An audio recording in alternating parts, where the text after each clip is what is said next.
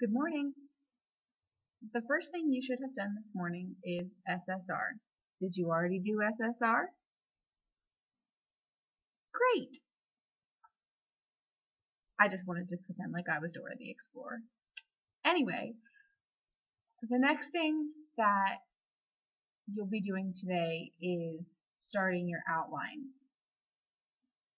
We talked briefly about the outlining process on Friday, so I'd like for you to please take out your notes with the PowerPoint and follow along as I explain more in depth about how to write an outline. There are two types of outlines. One type is a sentence outline and another type is called a point outline. You will be doing a points outline for this paper. Sentence outline is basically like writing your entire paper before you actually have to write a draft, whereas point outline is actually just writing points for thought, points that are going to remind you where you want to go in your paper, so that when you go to write your draft, you already have your ideas down. You know, oh, okay, I'm going to expand on this in this paragraph. All right, does everybody have their PowerPoints out? I hope so, because I'm moving on. All right, so please turn to the last page of your PowerPoint, page 7. The page that says outline format. Take a look at the outline format, and I'd like to go over each part of the outline more in depth. So you're starting out with an introductory paragraph. At the beginning of your introduction, I want you to have a hook. What is going to catch your reader's attention? I want you to be creative. You don't start out with a quote. You can't start with a quote. And think to yourself, if you were the audience of the paper, what would catch your attention? I hope that makes sense. So in the spot where it says A under introduction, if you're looking at your PowerPoint, you've got the spot that says A introduction, or 1 introduction, A beginning. That beginning is what I mean, where you're going to write your idea for your catching beginning. When the outline says summary under point B in the introduction, I don't necessarily mean that you have to summarize in great detail the entire story. I want you to summarize the significant events. By that I mean summarize the most important points for your essay. So let's review. In your introduction, you start with 1. What do you start with? I hope you said a catchy beginning, because you want to hook that audience, get their attention, set your essay apart. Number 2, what do we have? Look at your paper. What's number 2? Letter B. I hope you said summary. Now, what's important about summary? Do you summarize the whole story from start to finish? No. I hope you said no. You're probably messing with me. But the answer is no. You just summarize what? The most important points. 2, maybe 3 sentences. Lastly, you close out your intro paragraph with your thesis statement, which you have already written on your pink sheet that we did when we finished the day we finished the story. You wrote your thesis statement in the boxes on that pink sheet.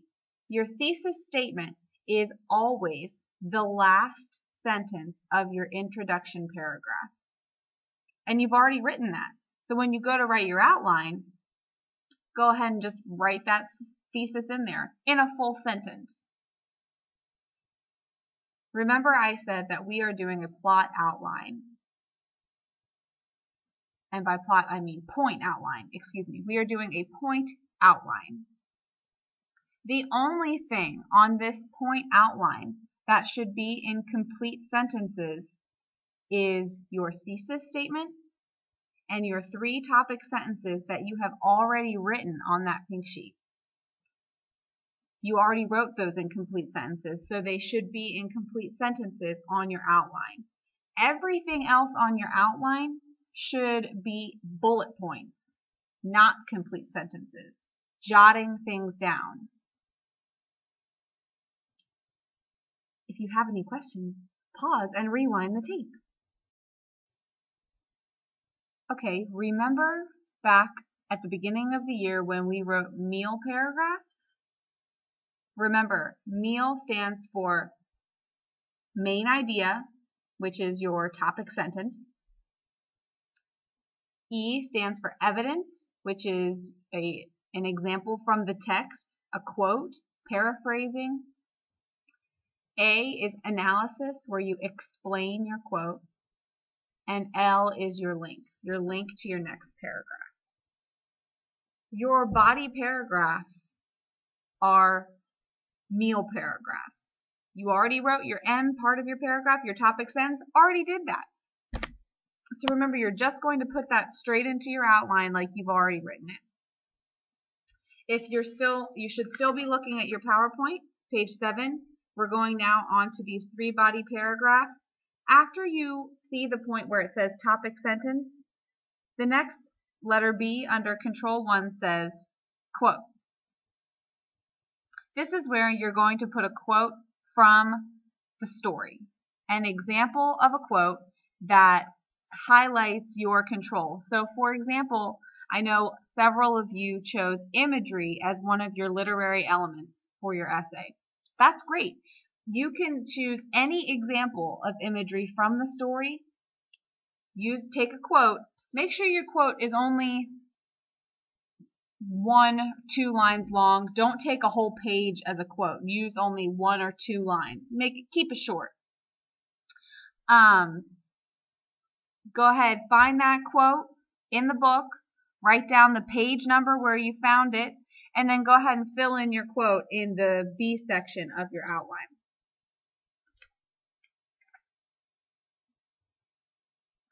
The next thing after you find evidence for your topics is you would write on your outline, jot down some points of how you would like to explain that quote. How does that quote show imagery?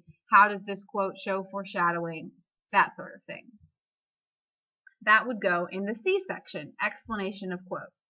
And then at the end of your paragraph, you will need to make a note of how you are going to transition into the next paragraph.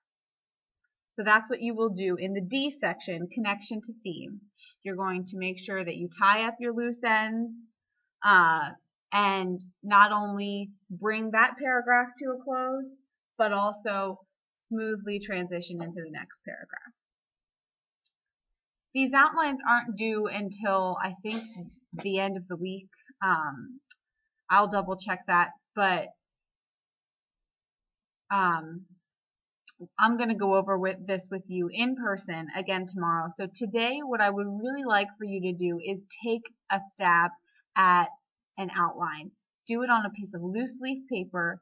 Use your pink sheet that you have already filled out with your examples and create an outline. Do the best you can. Once we get together again on Tuesday, I'll have a chance to go over it with you again, answer any questions that you have. You can always email me or call or text or whatever to ask any questions tonight if you have any. And then when we're together tomorrow, we'll talk about it, and then you'll have an opportunity to make any corrections you would like to make before typing it up, because you will eventually type this outline and turn it in for a grade. So, that being said, are there any questions? I'm just kidding. I can't answer your questions today. But Mr. Ruiz is here. He will help you as best he can. I would like for you to spend the rest of class in the room today using the textbooks, quietly working at your seats, and writing your outline. This should take the remainder of the class. I expect that you work hard on this, that you choose your examples wisely, and first and foremost, I expect for you to be the respectful angels that you are every day for me, for Mr. Ruiz. Please thank him for being with you today, and treat him with the same respect that you treat me. I am looking forward to being back there with you tomorrow. Miss y'all, and I wish you happy outlining. Okay, see you tomorrow. Bye-bye.